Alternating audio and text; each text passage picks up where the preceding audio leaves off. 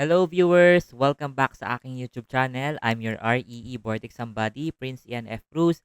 And nandito kayo ngayon sa ating Plane and Solid Geometry series. So, nasa part na tayo ng quadrilaterals and doon na tayo sa trapezoid. So, i-discuss natin dito yung formulas, mga working formulas natin ng trapezoid and magsasolve tayo ng mga problems para ma-apply natin yung mga matututunan natin sa video na to. So, yan, pag-usapan natin yung trapezoid.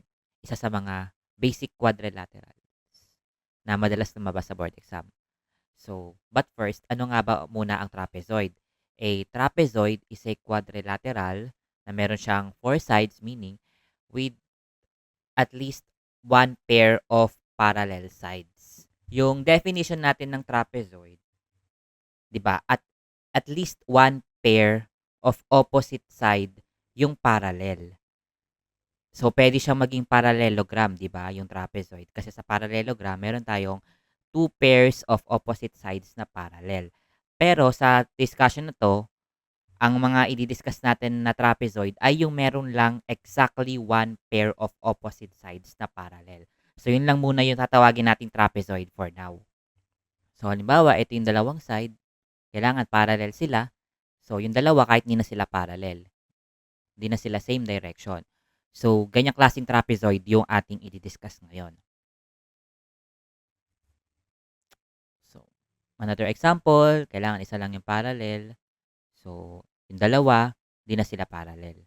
Yan, itong dalawang to. Ayan.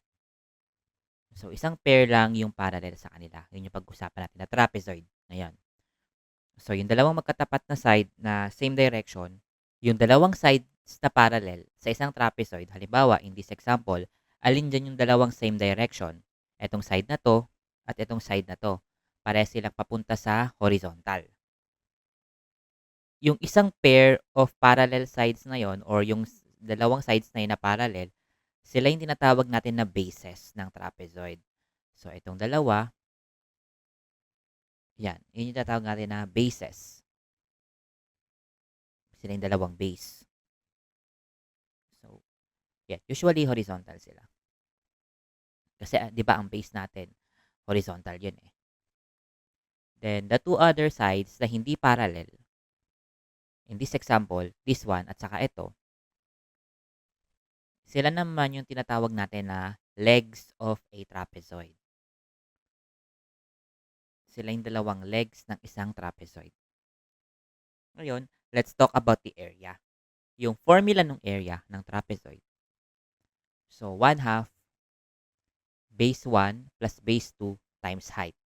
So, again, yung base 1 and base 2 are the lengths of the two bases. So, ano yung haba nitong base na to? Then, kung ano yung haba nitong base na to, eto yon. So, kahit magkabaliktad sila, okay lang. Kasi commutative naman yung addition. Pwede silang magkabaliktad. And, merong isa na kulang, which is the height. Yung height, yun yung perpendicular distance between two bases. So, ano yung layo ng dalawang base sa isa't isa? Yan yung height. And kailangan perpendicular siya sa isa't isa. Yan. So, yan yung height. So, importante yan. Kailangan 90 degree yung angle between the height and the bases. Then, kung titingnan natin yung part na to ng formula. So, isulat ko ulit dito. Para siyang B1 plus B2 over 2. Yan yung tinatawag natin na median of the trapezoid. Pag sinabing median or mid-segment, yan yung line na nagko-connect ng midpoints ng dalawang legs. So, di ba ito yung dalawang legs natin? Ito yung kanilang midpoint or yung point na kung saan hinahati niya yung legs into two equal parts. Then, kapag pinag-connect natin sila, ito yung tinatawag natin na median. Yan. So, para makuha mo yung length nun or yung haba nun, parang i-average mo lang yung dalawang bases.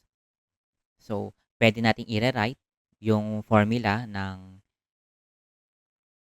area as median times height.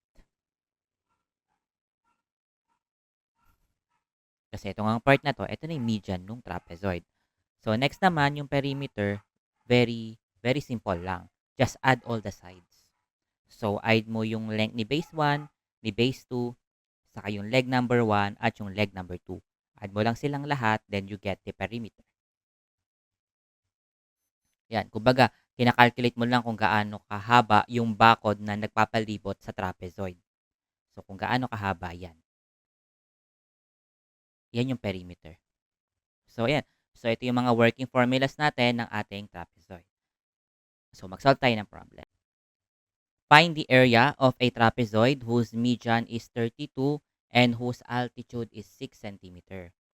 So, yung altitude, other term lang siya for height. Ayan. So, asan ba dyan yung altitude? Ito, di ba? Yung distansya between two bases, base 1 and base 2, na perpendicular. Yan. So, ano ba ulit yung ating formula ng trapezoid area is equal to 1/2 base 1 plus base 2 times height. So, itong altitude or height is given na 6 cm. And di ba itong part na to ng formula ng trapezoid, na area ng trapezoid, yan na yung median. Yan. So, kung binigyan ka na ng median, edi binigay na sa'yo yung buong 1/2 base 1 plus base 2, which is 32 cm.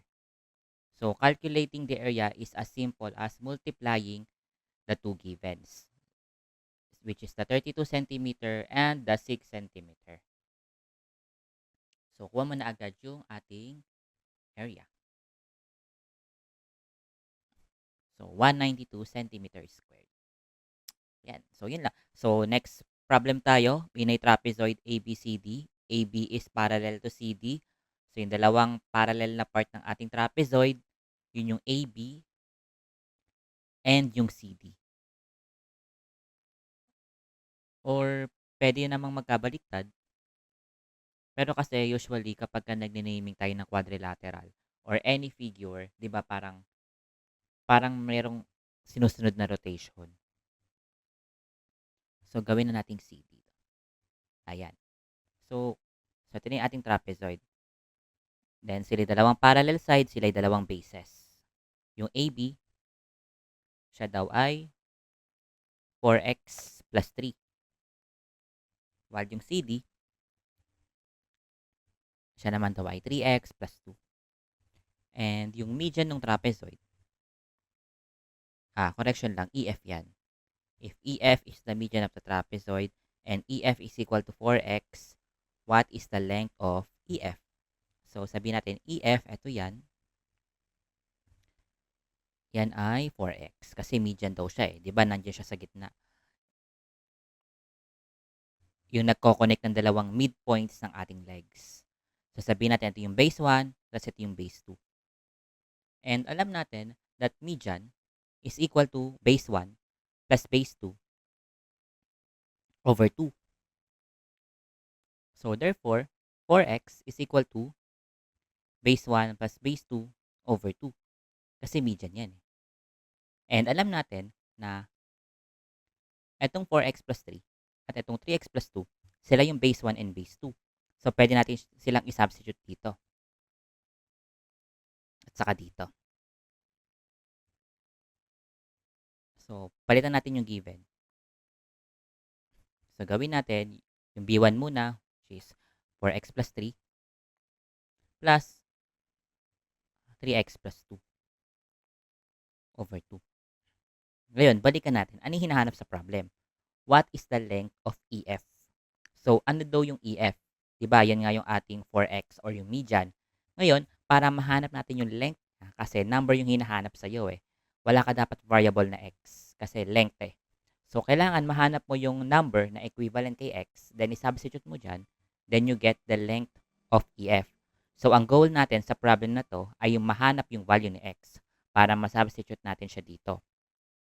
So, dito sa nabuo nating equation, mahanap na natin si x through shift solve. So, i-type lang natin sa calcu